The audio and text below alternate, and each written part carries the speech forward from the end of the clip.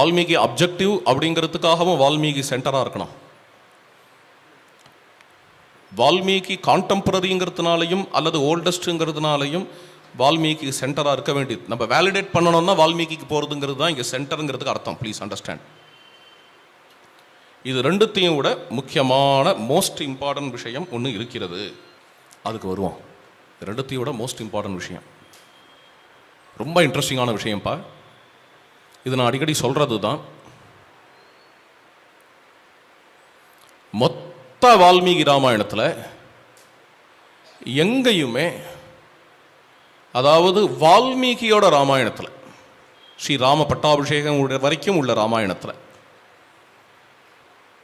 ராம குணானுபவத்திலேருந்து ஆரம்பித்து ராம பட்டாபிஷேகம் வரைக்கும் இருக்கிற ராமாயணம், இந்த வால்மீகியோட ராமாயணத்தில் ஒரு இடத்துல கூட மனிதர்களுக்குள்ள ஒரு வர்க்கம் இன்னொரு வர்க்கத்தை விட மட்டம் என்கிற ஸ்டேட்மெண்ட் வரலை. ஒரு வர்க்கம் இன்னொரு வர்க்கத்தை விட மட்டம் என்கின்ற ஸ்டேட்மெண்ட் ரெக்கார்ட் பண்ணப்படலை. இது ரொம்ப பெரிய விஷயம். அது சாதாரண விஷயம் இல்லை, அது ரொம்ப பெரிய விஷயம். பொதுவாக மீடிவல் ஏஜில் வந்த புக்ஸ் எதை எடுத்தாலுமே உலகத்தில், அதாவது ராமாயண அளவுக்கு பெரிய புக், அதையும் சொல்லணும் இல்லையோ, ஹனுமான் சாலிசால் வரலையேன்னு கேட்கக்கூடாது, விஷ்ணு சஹஸ்ரநாமத்தில் வரலையேன்னு கேட்கக்கூடாது. ராமாயண அளவுக்கு பெரிய புக்கு, ராமாயண அளவுக்கு பெரிய புக்கு. அதுவும் ஜீவாத்மா பரமாத்மானு ஃபிலசாபிக்கல் டிஸ்கஷனாக இல்லை, ஆல் இன் ஆலாக சொசைட்டியை ரிஃப்ளெக்ட் பண்ணுற புக்கு, கம்ப்ளீட்டாக சொசைட்டி ரிஃப்ளெக்ட் பண்ணுற, சொசைட்டியோட கல்ச்சரை சொல்கிற புக்கு. அது மாதிரியான ஒரு புக்கில் கட்டாயமாக நீங்கள் அவ்வளோ பெரிய ஒரு புக்கில் ஒரு ஹியூமன் கிளாஸை விட இன்னொரு ஹியூமன் கிளாஸ் மட்டம் அப்படிங்கிற ஸ்டேட்மெண்ட்டை எதிர்பார்க்கலாம். ரொம்ப ரெவல்யூஷனரியாக, ரொம்ப இதெல்லாம் எதிர்க்கணும், எது இன்இக்வாலிட்டியை எதிர்க்கணும் அப்படின்னு நினைக்கிறவா கூட சில சமயத்தில் ஸ்கிப் ஆகி இது மாதிரி ஸ்டேட்மெண்ட்ஸ்லாம் விட்டுடுவா. இன்னைக்கு உதாரணமே சொல்லலாம், இன்னைக்கு ரைட்னா உதாரணம் சொல்லலாம். சொல்லட்டமா?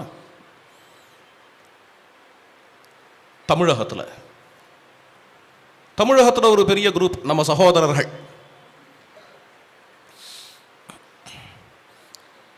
என்ன பண்ணிட்டு இருக்கா அப்படின்னா, சனாதன தர்மத்தில் உள்ள இலக்கியங்கள் கிரந்தங்கள் இதிலெல்லாம் சில ஹியூமன் கிளாஸ் எல்லாம் மட்டம்னு சொல்லியிருக்கு, அதனால அதெல்லாம் ஒழிச்சு கட்டணும் அப்படின்னு சொல்கிறா. நாங்கள் தான் ஈக்குவாலிட்டியை எஸ்டாப்ளிஷ் பண்ண வந்தவா, நாங்கள் தான் சமத்துவத்தை எஸ்டாப்ளிஷ் பண்ண வந்தவா அப்படிலாம் சொல்லிக்கிறா. அவ அறியாமலேயே அவ வாயில ஒரு அரசியல்வாதி, ஒரு 2 வருஷம் ஆயிருக்கும்னு நினைக்கிறேன் அவர் அரசியலுக்கு தமிழகத்தில், அவரை பற்றி அவள் பேசும்பொழுதும் எழுதும் பொழுதும் எத்தனை முறை ஆட்டுக்குட்டி ஆட்டுக்குட்டி ஆட்டுக்குட்டின்னு கிண்டல் பண்ணுறா இல்லையா? அவர் எப்படிப்பட்டவருங்கிறதெல்லாம் நான் இங்கே சொல்ல வரல, அதை பற்றிலாம் நான் பேச வரல. அவரை எத்தனை முறை, நான் உங்களுக்கு புரியறதுக்கான ஒரு உதாரணம் சொல்கிறேன், அவ்வளோதான். உங்களுக்கு புரியறதுக்கான ஒரு உதாரணம் சொல்கிறேன். எத்தனை பேர் எத்தனை விதமாக ஆட்டுக்குட்டின்னு கிண்டல் பண்ணுறா. ஏன் இந்த கிண்டல் பண்ணுறா? ஆட்டுக்குட்டின்னா என்ன அர்த்தம்? ஏன் ஆட்டுக்குட்டின்னு கிண்டல் பண்ணுறான்னா, சிம்பிள். ஆடு மேய்க்கிறவர்களுடைய வம்சத்தில் வந்தவர் அவர். அவ அப்பா ஆடு மேய்க்கிறவர், இவரும் ஆடு மேய்க்கிறவர். அப்போ சமதர்மம், சமத்துவம், நாங்கள் தான் உண்மையான சமத்துவத்தில் நிற்கிறோம், சொசைட்டியில் உள்ள இன்இக்வாலிட்டிலாம் போக்குறதுக்காக வந்தவோம் அப்படின்னு ஒரு பக்கம் சொல்லிண்டு, இன்னொரு பக்கம் ஆட்டுக்குட்டி ஆட்டுக்குட்டி ஆட்டுக்குட்டி அப்படின்னு. ஏன்னா ஆடு மேய்க்கிறவன் என்ன கிழிப்பான்? ஆடு மேய்க்கிறவனால நாட்டை மேய்க்க முடியுமா?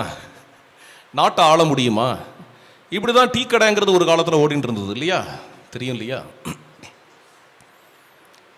ஆடு மேய்க்கிறவன் என்ன கிழிப்பான் அப்படிங்கிற ஃபீல். என்ன ஃபீல்னா, ஆடு மேய்க்கிறவன் மட்டான். எங்க இருக்கு சமதர்மம்? எங்க இருக்கு சமதர்மம்? சந்திரகுப்த மௌரியம் ஆடு மேய்க்கிறவன் தான், சந்திரகுப்தனும் ஆடு மேய்க்கிறவன் தான், புக்கராயன் ஆடு மேய்க்கிறவன் தான், கிருஷ்ண பரமாத்மாவே ஆடு மேய்க்கிறவர் தான், இயேசுநாதரும் ஆடு மேய்க்கிறவர் தான். கிருஷ்ண பரமாத்மா மாடுன்னு மேய்ச்சார். எடுத்து பாருங்க, அஜாஹா காவஹா. அஜாதான் முதல்ல வருது. கிருஷ்ண மேய்ச்சது எதுன்னு, அஜாஹா காவஹா மகிஷியச்ச. எருமை ஆடு மாடு எல்லாத்தையும் மேய்ச்சாராம் சுவாமி. ஆமா, வெறும் மாடு மட்டும் மேய்க்கல, அவர் என்னென்னலாம் மேய்ச்சாருன்னு வருது பாகவதத்தில். என்ன அப்போ என்னென்ன இப்போ நான் சொன்னேனே, இவ எல்லாரும் ஆடு மேய்ச்சா, ஆடு மேய்ச்சவாள்லாம் உலகத்தை ஆண்டா அப்படிங்கிறதுக்கு இவ்வளோ ரெஃபரன்ஸ் இருக்கு, இவ்வளோ எவிடன்ஸ் இருக்கு. இப்போ நான் சொன்னவாள்லாம் இல்லையா? சம்ஸ்கிருதத்தில் நேரம் இல்லை, அதை சொல்லவும் நான் வரல. சம்ஸ்கிருதத்தில் ஒரு அழகான விஷயம் சொல்றேன். கௌஹு, கோ என்றால் பசுன்னு அர்த்தம். கோங்கிற பிராதிபதிகம். பாலயத்தின்னா காப்பாத்துறவன் அர்த்தம். ஸோ பாலயத்திலேருந்து வரக்கூடிய லெட்டர் ப. இதுன்னு சொல்ல போனால் சம்ஸ்கிருத வியாக்கரண ரீதியா பானாலே காப்பாத்துறவன், அவ்வளோதான். பஹா போரும். பஹாங்கிற லெட்டருக்கே காப்பாத்துறவங்கிற அர்த்தம் தாராளமாக வரும். பஹானாலே பாலகம் தான், காப்பாத்துறவன். ஆனா அந்த கோவ பகாவோட சேர்த்தானா என்ன ஆறுது அப்படின்னா, கோபகா அப்படின்னாலும் பசுவை காப்பாத்துறவன் அர்த்தம், மாட்டை காப்பாத்துறவன், மாடு மேய்க்கிறவன், இதெல்லாம் அர்த்தம் கோபகா. இன்னொன்று சொல்றேன், கோபகான்னா மாடு மேய்க்கிறவன்கிறதோட நின்றுக்கலாம் இல்லையோ. கோபகான்னா மாடு மேய்க்கிறவனா இருக்கலாம். ஆனா ஒரு வார்த்தை இருக்கு சம்ஸ்கிருதத்தில், கோப்தா. கோப்தான என்ன அர்த்தம்? உலகத்தையே காப்பாற்றுறவன் அர்த்தம். உலகத்தையே காப்பாற்றுறவன் அர்த்தம்.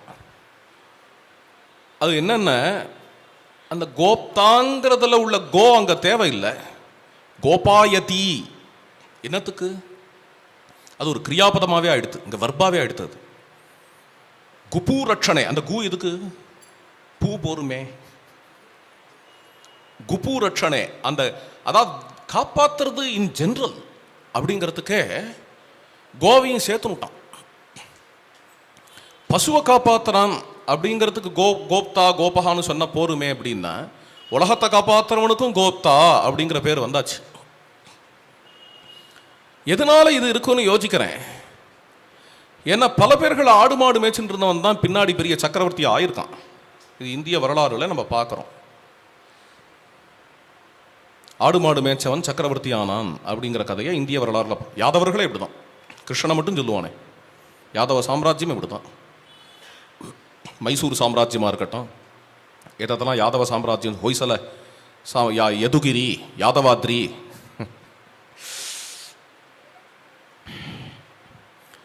ஆடு மாடு மேய்ச்சவர்கள் அவர்கள் ராஜாக்களாக சக்கரவர்த்திகளாக ஆனார்கள்ங்கிறதுனால தான் கோப்தா அப்படிங்கிறது வெறும் மாடு மேய்க்கிறதுன்னு மட்டும் நிற்காம உலகத்தையே கட்டி ஆள்றதுங்கிறதுக்கும் உபயோகப்படுத்தப்படுகிறதுங்கிறது அடியனுடைய அபிப்பிராயம்.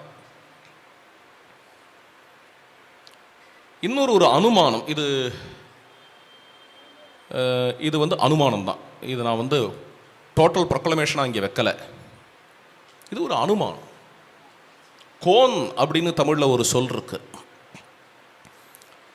கோன் அப்படிங்கிறதுமே நீங்கள் கொஞ்சம் கவனிச்சு பாருங்க. கோ அப்படிங்கிறதுக்கு பசு அப்படின்னு அர்த்தம். கோன் அப்படிங்கிறதும் கோபன் கோப்தா அப்படிங்கிற சொல்லும் ரெண்டும் காமனாக இருக்கிறத நீங்கள் கொஞ்சம் கவனிக்கணும். எதுலேருந்து எது வந்தது அப்படிலாம் நான் சொல்ல வரல. கோப்தாலேருந்து கோன் வந்ததா, கோன்லேருந்து கோப்தா வந்ததா அப்படிலாம் நான் சொல்ல வரல.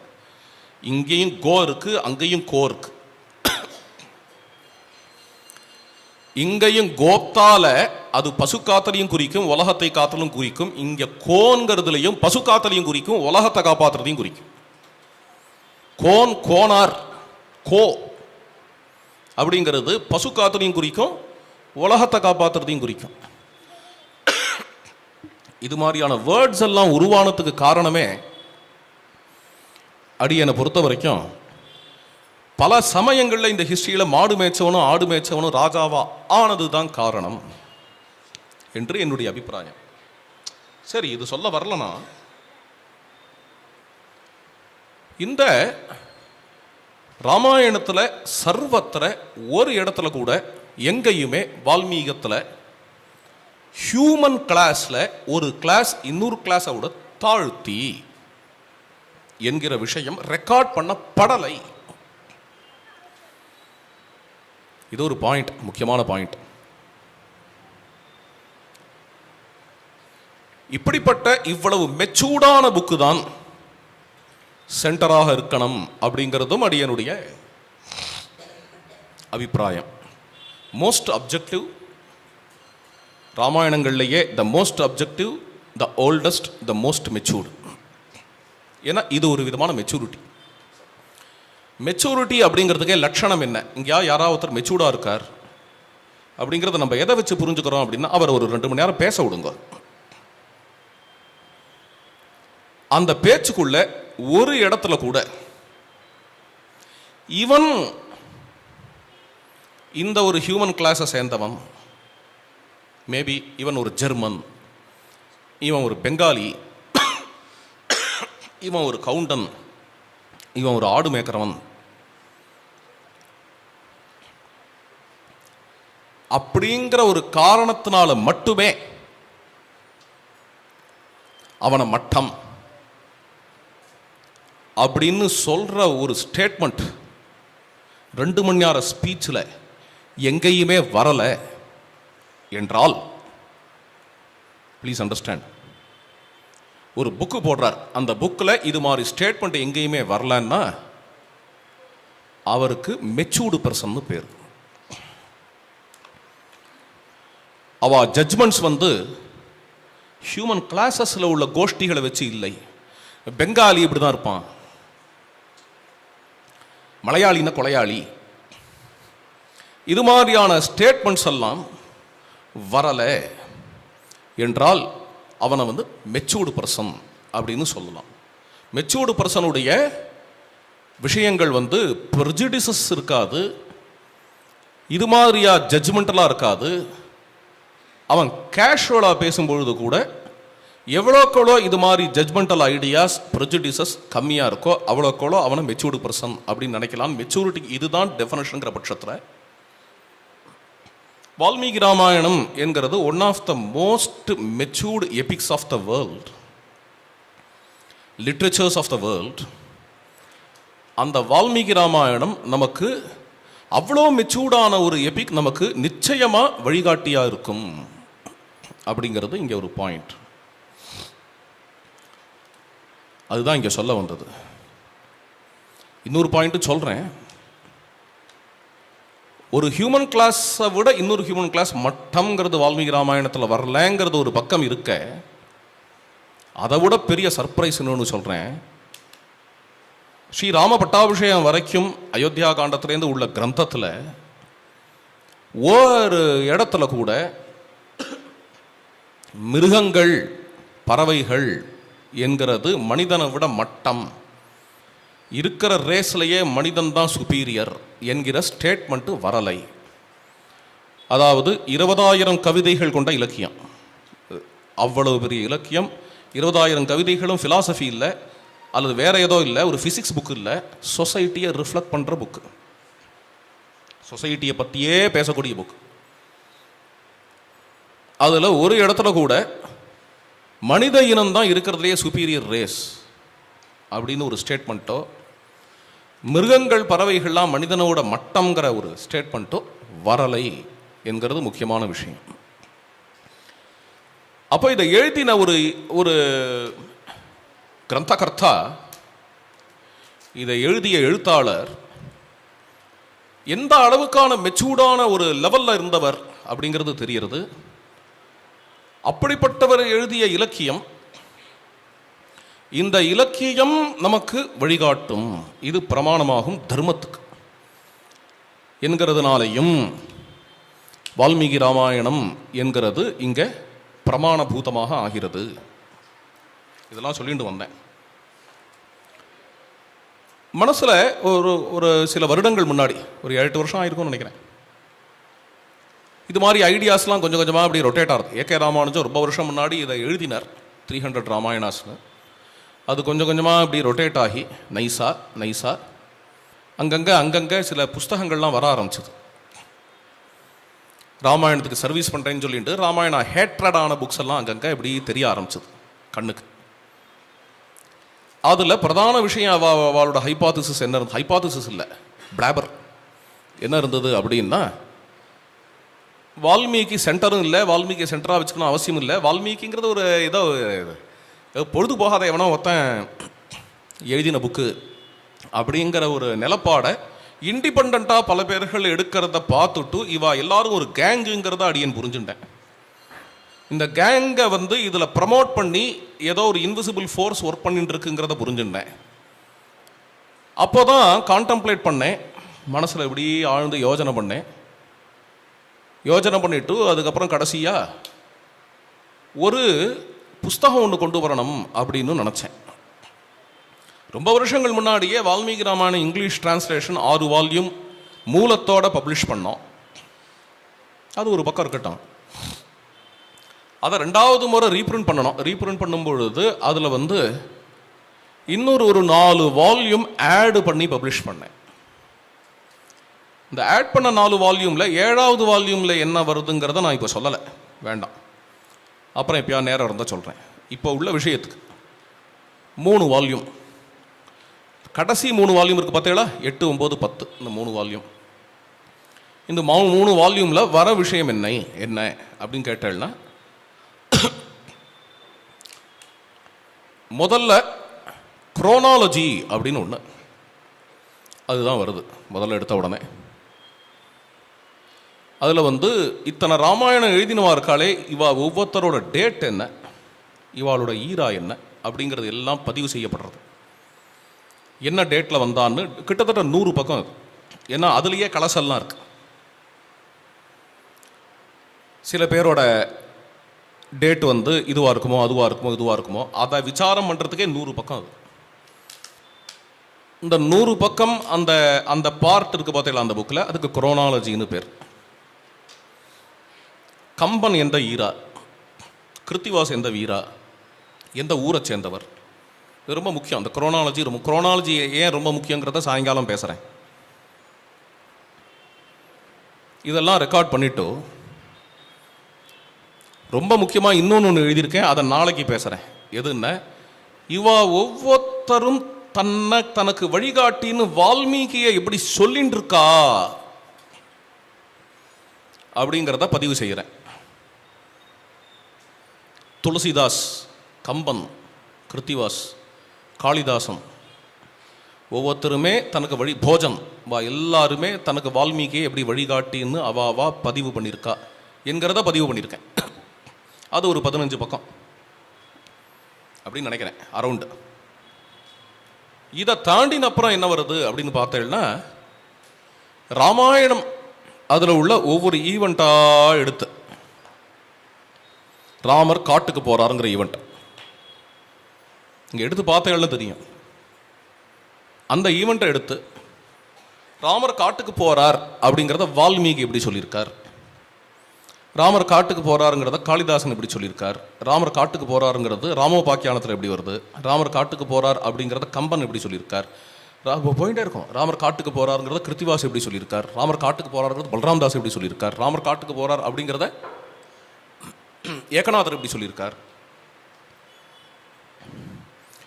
எத்தனை ராமாயணங்கள் இருக்கோ அத்தனையிலையும் ராமர் காட்டுக்கு போகிறாருங்கிற ஒரே விஷயம் எப்படிலாம் வர்ணிக்கப்பட்டிருக்கு. அப்புறம் அதோட கம்பேரிட்டிவ் ஸ்டடீஸு, அது எல்லாம் கம்பேரிட்டிவ் ஸ்டடி முடிஞ்ச உடனே ஏன் அப்படி சொல்லியிருக்கா, ஏன் இவர் இப்படி சொல்லியிருக்கார், ஏன் அவர் அப்படி சொல்லியிருக்கார், ஏன் கம்பன் இப்படி சொல்லியிருக்கார், ஏன் இங்கே துளசிதாஸ் இப்படி சொல்லியிருக்கார், ஏன் மொல்லா அப்படி சொல்லியிருக்கா,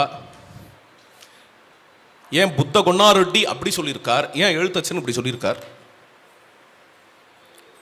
என்று முழு ராமாயணத்தையும், அதாவது இப்போ நான் சொல்றது வெறும் வால்மீகி ராமாயணத்தை மட்டும் இல்லை, உத்தரகாண்டத்தில் ராமர் அந்தர்தான ஆற வரைக்கும்,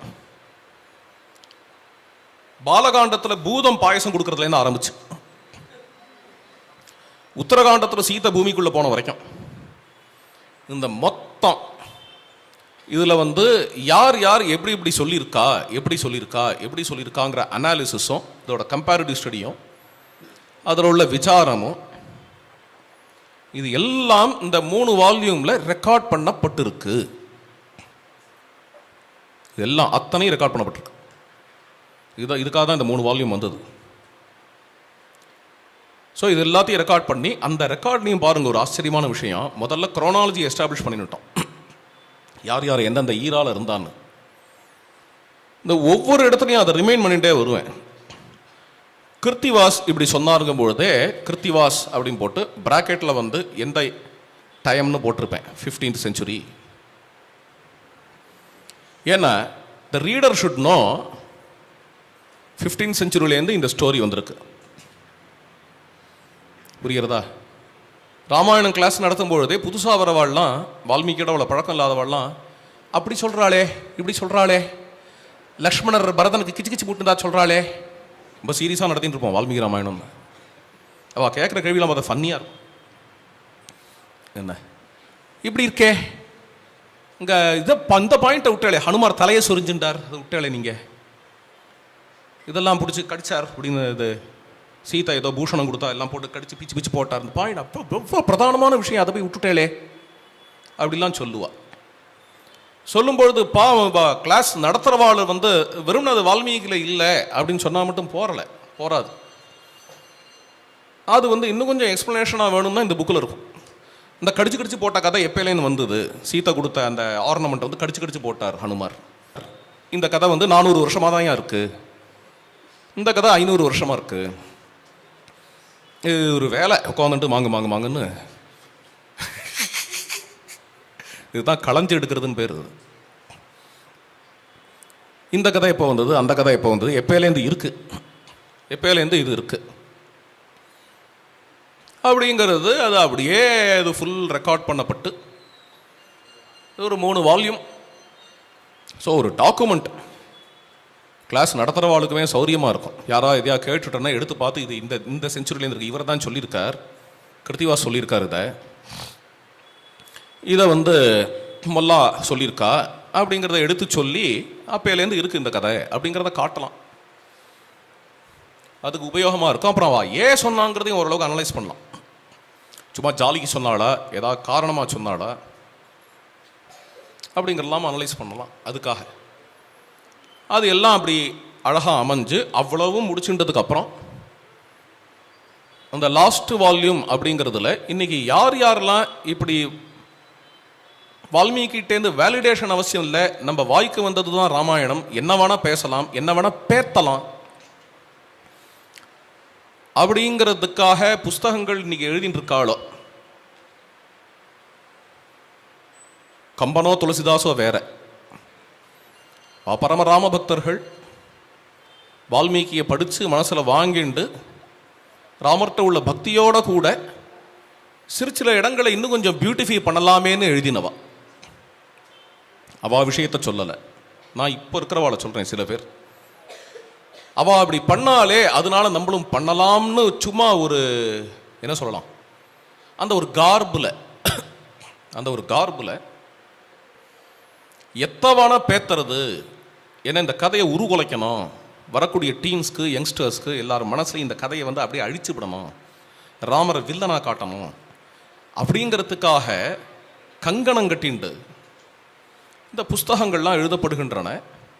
அந்த ஒவ்வொரு புக்கையாக எடுத்து எடுத்து எடுத்து இந்த எல்லா புக்கையும் பக்காவாக அனலைஸ் பண்ணி எதனால எழுதுறார், தேவதத் பட்நாயக் ஏன் இது மாதிரி எழுதுறார், ஷெல்டன் போலாக் ஏன் இது மாதிரி எழுதுறார், இப்படி எழுதுறதுனுடைய அஜெண்டா என்ன அப்படிங்கிறத டீட்டெயில்டாக 10th வால்யூமில் ரெக்கார்ட் பண்ணியிருக்கேன். நம்ம சமகாலத்து பூர்வபட்சங்கள் இதெல்லாம் இது ஒவ்வொன்றுத்தையாக எடுத்து, ஏதோ 700 வருஷம் முன்னாடி இருந்த பூர்வபட்சங்கள்லாம் இல்லை, அவள் சொன்னதையே நம்ம பேரகேட் பண்ணிட்டு இருக்கலாங்கிற விஷயம் இல்லை. அது சமகாலத்து பூர்வபட்சங்கள். இந்த சமகாலத்து பூர்வபட்சங்களை எடுத்து ஒவ்வொன்றுத்தையாக ஸ்டெப் பை ஸ்டெப்பாக வா எதுனால இப்படி சொன்னா, அவ அஜெண்டா என்ன, எதுக்கு இப்படி எழுதுறா அப்படிங்கிறது எல்லாத்தையும் சிஸ்டமேட்டிக்காக எழுதி வச்சிருக்கேன். இதுதான் இந்த புக்கினுடைய லாஸ்ட் 3 வால்யூம்ஸ் அப்படிங்கிறது. இந்த 3 வால்யூமில் என்னென்ன விஷயம் இருக்கோ அந்த விஷயங்களை இந்த 2 நாளைக்கு இங்கே உள்ள ராமாயணம் படிக்கிற குழந்தைகள் அவள் சொல்லி காட்ட போகிறா. அந்த புக்கில் இருக்கக்கூடிய விஷயங்கள் தான்.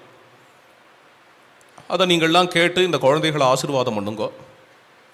வெறும்னா ஆசீர்வாதம் மட்டும் பண்ணாமல் அதில் ஒரு டேக்கவே, அதுலேயும் எடுத்துன்னு போக வேண்டிய விஷயங்களும் இருக்குது.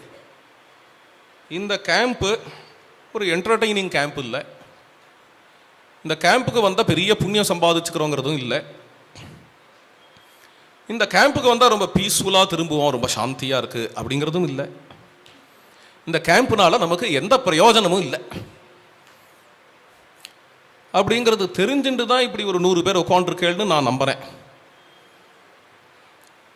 இந்த கேம்புனால நம்ம வாழ்க்கையில் எடுத்துக்க வேண்டியது ஏதாவது உண்டான்னா அதுவும் இல்லை. இந்த கேம்புனால நமக்கு பண்ண வேண்டிய காரியம் என்ன அப்படின்னா, நம்ம தலையில நமக்கு எந்த விதமான லாபமும் இல்லாத ஒரு டியூட்டி கட்டப்படுகிறது. போறோம், இதனால என்ன லாபம், அதனால என்ன லாபம், இதனால என்ன லாபம் அப்படின்னு அலையிறதெல்லாம் போறோம். ஏதாவது ஒன்னாவது இப்படி ஒன்று பண்ணுவோமே, அவன் எதுக்கெல்லாம உசுரை கொடுக்குறேங்கிறான், பயங்கரவாதத்துக்கெல்லாம் உசுரை கொடுக்குறேங்கிறான், டெரரிசத்துக்கு உசுரை கொடுக்குறேங்கிறான், மாடியில ஏறி குதிக்கிறான் பாமை கட்டிண்டு. எதுக்கு நான் உலகத்தை அழிக்கணுங்கிறதுக்காக. உசுரை கொடுக்கணுங்கிற அளவுலாம் நான் சொல்லலை, ஏன்னா அதெல்லாம் நம்மளால் பண்ண முடியாதுன்னு எனக்கு தெரியும். அல்ப காரியம். நம்மளும் ஏதாவது பண்ணுவோமே. நம்ம இவ்வளோ உபகாரம் எடுத்துக்கிறோம் இல்லையோ ராமர்கிட்டேருந்து. ராமாயணம் நம்மளை வாழ வைக்கிறது, ராமாயணம் நம்மளை கைடு பண்ணுறது, அதை ரெகக்னைஸ் வேற பண்ணுறோம், சொல்ல வேற சொல்கிறோம். என்ன சொல்கிறோம்னா, அடாடா எப்படி வாழ வைக்கிறது தெரியுமா ராமாயணம் அப்படின்னு சொல்லிக்க வேற சொல்லிக்கிறோம். ஏதாவது அதுக்கு கொஞ்சம் பண்ணுவோமே. ராமருக்கு ராமாயணத்துக்கு ஏதாவது கொஞ்சம் பண்ணுவோமே. அந்த ராமாயணத்தை அழிக்கிறதுக்குன்னு கங்கணம் கட்டிட்டு ஒரு பெரிய குரூப்பு உட்காந்து ஒர்க் பண்ணிட்டு இருக்கு. அதுக்காக லைஃபையே கொடுக்கறது. என்னதான் பண்ண போறோம்? வந்து சேர்ந்து பிரசாதம் சாப்பிட்டுட்டு போறதுக்கு தானே. என்னதான் பண்ண போறோம்? என்னத்துக்கு இப்படி ஒரு மட்டியா உட்காந்துருக்கணும் நம்ம? அப்படி என்ன குரூப் நம்மளை தாக்குறது, அதாவது ராமாயணத்தை தாக்குறதா நம்மளை தாக்குறதுங்கிறேன் அப்படிங்கிறது கூட தெரியாம, அதுக்கு எந்த விதமான ஒரு இதுவும் இல்லாம, எடுத்து சொன்னா கூட சொரணை இல்லாம, என்னதான் ஏன் பண்ண போறோம், என்னதான் வச்சிருக்கீங்க. அப்போ நம்ம ஒரு பிரைம் டியூட்டிக்காக இங்க சேர்றோம். அந்த டியூட்டியை நம்ம ரெகக்னைஸ் பண்ணாத போனா ராமச்சந்திர பிரபுவுக்கு துரோகிகளாக ஆயிடுவோம். எஸ்ச ராமம் ந பசியத்து என்ச ராமோ ந பசியதி நிந்திதா சவசே. நான் உலகத்துக்கு பேசல, உங்களுக்கு பேசுறேன். அவளை துரோகி கீகிங்களாம் நான் சொல்றதுக்கு ஆள் கிடையாது. எனக்கு உங்களை சொல்றதுக்கு உரிமை உண்டு, அதுக்காக பேசுறேன். நிந்திதா சவசே லோகே சுவாத்மாப்பியனம். உங்களை துரோகின்னு சொல்லலை, இது பண்ணாத இருந்தா துரோகி ஆயிடுவேன்னு சொல்றேன், அவ்வளவுதான். பண்ணாத இருந்தா தானே. இங்க ஒருத்தன் கூட துரோகி கிடையாது, பண்ணாத இருந்தா தானே. ஆனா சும்மா விட மாட்டோம். என்ன பண்ணுவோம் அப்படின்னா, இது எத்கிஞ்சித்து அணில் பண்ற உபகாரம் மாதிரியாவது. கையில் வாழை எடுத்து நான் அங்கேயும் இங்கேயும் கிளம்பி சண்டை போடணுங்கிறதுலாம் நான் சொல்லலை, அதெல்லாம் நான் சொல்லலை. அங்கங்கே பாம் வைக்கணும்னு நான் கட்டாயம் சொல்ல மாட்டேன், உங்களுக்கு தெரியும். கட்டாயம் சொல்ல மாட்டேன், அதெல்லாம் என் வேலை இல்லை, அதெல்லாம் செய்யக்கூடாது, ரொம்ப தப்பான விஷயம். ஃபர்ஸ்ட் ஆஃப் ஆல் ரெகக்னைஸ் பண்ணணும். அதுக்காக தான் இந்த கேம்ப். முதல் விஷயம் ரெகக்னிஷன். என்னென்ன, இவ்வளோ பெரிய ஒரு இன்விசிபிள் ஃபோர்ஸ் இந்த ராமாயணத்தை அழிக்கிறதுக்காக 200 வருஷமா ஒர்க் பண்ணிட்டு இருக்கு. அதனுடைய விளைவுகளாக சில புக்கெல்லாம் அப்பப்போ வந்துட்டு இருக்கோம், அப்பப்போ சில ரைட்டிங்ஸ் வந்துட்டு இருக்கோம், சில ஃபிலிமில் அதோட எஃபெக்ட்ஸ் வரும், சில மூவிஸில் வரும், சில ஆர்ட்டில் வரும், சிலபஸில் கூட வரும். இதெல்லாம் நடந்துட்டு இருக்கோம். இதுக்கெல்லாம் சும்மா ஆக்சிடென்டலாக வரல, இதுக்கு இன்விசிபிள் ஃபோர்ஸ் ஏதோ ஒன்று இருக்கு அப்படிங்கிற ஃபர்ஸ்ட் ரெகக்னிஷன் முதல்ல நம்மகிட்ட தேவை. இதோட இம்பேக்ட் என்ன இருக்கலாம் அப்படின்னா, காலப்போக்கில் ராமாயணம் அழியலாம். எந்த நாட்டில் ராமரை தெய்வம்னு வடங்கிட்டு இருக்கோமோ அதே நாட்டிலேயே ராமரை வில்லனாக பார்க்கப்படலாம். இதெல்லாம் இதோட இம்பேக்ட். அதெல்லாம் அப்படிலாம் நடக்குமா, ராமரை அழிக்க முடியுமா அப்படிங்கிற பொயட்ரிலாம் போரும். அந்த நம்பிக்கையெல்லாம் எனக்கு கிடையாது. ஆஞ்சநேய சுவாமி தான் மலையை தூக்கின்னு வந்து ராமரை காப்பாற்றி ஆகணும். ராமர் கீழே விழுந்து கிடக்கார். ராம பக்தனோட டியூட்டி சஞ்சீவினி மலையை கொண்டு வருது. ஆமாம். அப்போ என்ன அப்படின்னா, இந்த ராமாயணம் இந்த ராமர், இந்த ராமாயணம் இந்த ராமர் அப்படிங்கிறவரை யதார்த்தமா இந்த ராமர் என்ன என்கிற இந்த ஞானத்தை உலகத்துக்கு கொண்டு போக வேண்டிய ரொம்ப முக்கியமான கடமை நம்ம கையில் இருக்கு. வெறும்னா ராமாயணம் கத்துட்டு போறதுக்காக நம்மளாம் இங்கே வரல. ஒரு பிரசாதம் கொடுப்பா அதை சாப்பிட்டு போயிடலாம் அப்படிங்கிறதுக்காக வரல. இது ஒரு என்டர்டைன்மெண்ட் ப்ரோக்ராம் இல்லை, இது ஒரு ஜோக்கு இல்லை, ஒரு பொழுதுபோக்கு இல்லை. ராமர் ரொம்ப ஆனந்தமாக இருக்கார் அப்படின்னு அவர்கிட்ட பிளிஸ்ஸாலின்னு போகலாங்கிறதுக்காக கூட இந்த கேம்ப் இல்லை. நம்ம என்ன செய்யணுங்கிறதுக்காக இந்த கேம்ப், நம்ம என்ன செய்யணுங்கிறதுக்காக இந்த கேம்ப். இது வாஸ்தவத்தில் கேம்பே இல்லை. இந்த கேம்ப் இருந்தால் அந்த கேம்ப் முடியும் போது சொல்லுவா, இந்த கேம்புக்கு நான் வந்ததுனால இதை கற்றுட்டேன், அதை தெரிஞ்சுட்டேன். அது மாதிரிலாம் தெரிஞ்சுட்டு லாபம் அடைகிறதுக்கு இது இல்லை.